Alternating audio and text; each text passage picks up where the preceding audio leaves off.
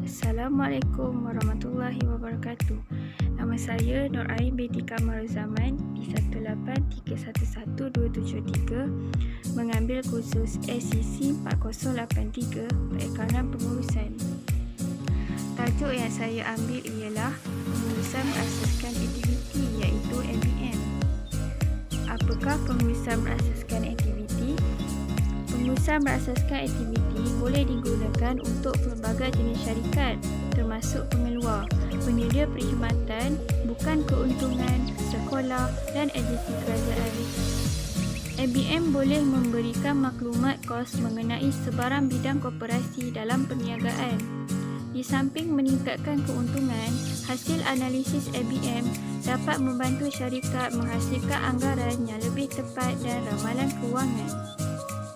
Ianya adalah prosedur untuk menganalisis proses perniagaan untuk mengenal pasti kekuatan dan kelemahan. Seterusnya ialah kaedah. Terdapat dua kaedah iaitu kaedah penetapan dan kaedah penggunaan. Bagi kaedah penetapan, ianya lebih senang digunakan berbanding kaedah penggunaan. Kaedah penggunaan lebih rumit dan membebankan organisasi bukan sahaja dalam proses pengumpulan, malah juga dalam proses pengesahan maklumat. Kesulitan melaksanakan kaedah penggunaan disebabkan oleh keperluan jangka masa yang panjang untuk membangunkannya. Seterusnya ialah perkara yang perlu diambil kira dalam pengurusan. Antaranya, penaja perubahan, objektif perubahan yang jelas, komitmen secara keseluruhan, kaedah perubahan yang munasabah dan pengurusan imbuhan. Faktor yang perlu dititikberatkan ialah koordinasi pekerja, komitmen berpanjangan, motivasi pekerja, tahap pengetahuan yang cukup, strategi persaingan dan aktiviti yang berkualiti. Bagaimanakah ABM boleh digunakan?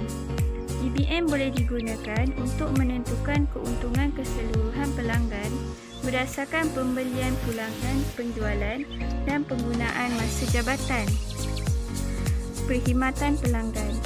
Seterusnya, untuk menentukan keuntungan keseluruhan produk baru berdasarkan penjualan, tuntutan jaminan dan masa pembaikan yang diperlukan untuk barang yang dikembalikan. Dan akhir sekali adalah untuk menentukan jumlah keuntungan jabatan R&D berdasarkan dana yang dilaburkan dan hasil produk baru yang dikembangkan. Langkah yang perlu dipatuhi apabila mereka bentuk model pengiraan kos ABC ialah: yang pertama, mengenal pasti semua aktiviti. Untuk mengenal pasti aktiviti yang terlibat untuk menghasilkan sesuatu produk, serta proses aliran perlu disediakan. Yang kedua ialah membina ledger akaun yang bersesuaian. Ledger akaun pengeluaran yang dibina perlu disemak agar kos yang menghasilkan aktiviti yang sama dapat dikumpulkan. Yang ketiga, mengenal pasti sumber dan kos. Kenal pasti semua sumber yang digunakan oleh aktiviti dan tentukan kos bagi setiap sumber tersebut. Yang keempat ialah mendefinisikan pendesak sumber, iaitu pengukuran kuantiti atau peratusan penggunaan sumber oleh aktiviti. Pendesak sumber adalah seperti luas lantai bagi kos sewa dan kemudahan asas, jam penggunaan bagi susut nilai peralatan dan kuasa motor bagi penggunaan tenaga elektrik. Yang kelima ialah mengklasifikasikan kos kepada kelompok kos. Kos dikumpulkan mengikut kerja atau tugas yang menggunakan sumber setara. Dan akhir sekali, mengenal pasti pendesak aktiviti. Pendesak aktiviti ialah faktor yang menyebabkan sesuatu aktiviti itu diperlukan.